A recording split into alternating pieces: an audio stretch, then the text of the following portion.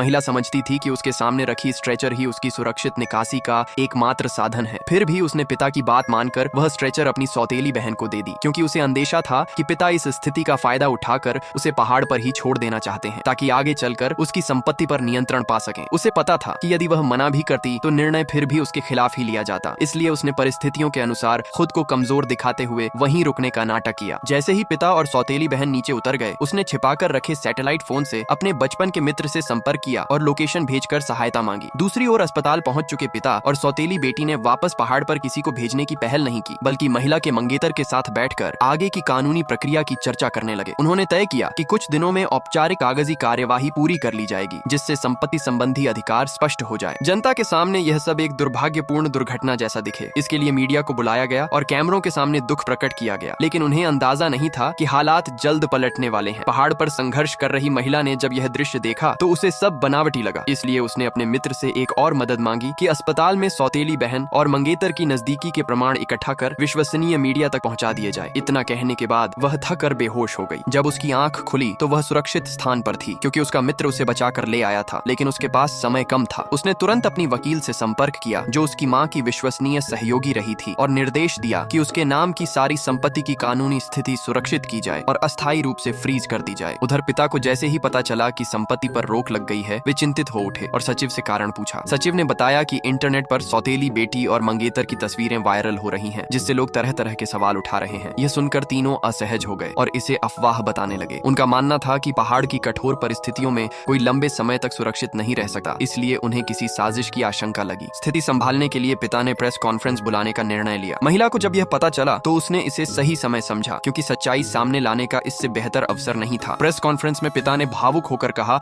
कि उनकी बेटी का पता नहीं है और परिवार शोक में है, जबकि कुछ मीडिया गलत अर्थ निकाल रहे हैं और वे कानूनी कदम उठाएंगे। तभी मंच के पीछे स्क्रीन पर एक रिकॉर्डिंग चल पड़ी, जिसमें संपत्ति और भविष्य की योजनाओं पर उनकी निजी चर्चा दिखाई गई। यह देखकर उपस्थित लोग चकित रह गए और सवाल उठने लगे। पिता ने तुरंत कहा कि यह वीडियो तोड़ मरोड़ कर पेश किया गया है और वे अपनी बेटी की सुरक्षा चाहते हैं। सौतेली बेटी ने भी स्वयं को निर्दोष बताया और मंगेतर ने अपनी निष्ठा जताई। लेकिन जैसे ही वे अपनी सफाई पूरी करते हैं, पीछे से एक शांत आवाज सुनाई देती है, तुम लोग किस विषय पर इतनी गंभीर चर्चा कर रहे हो?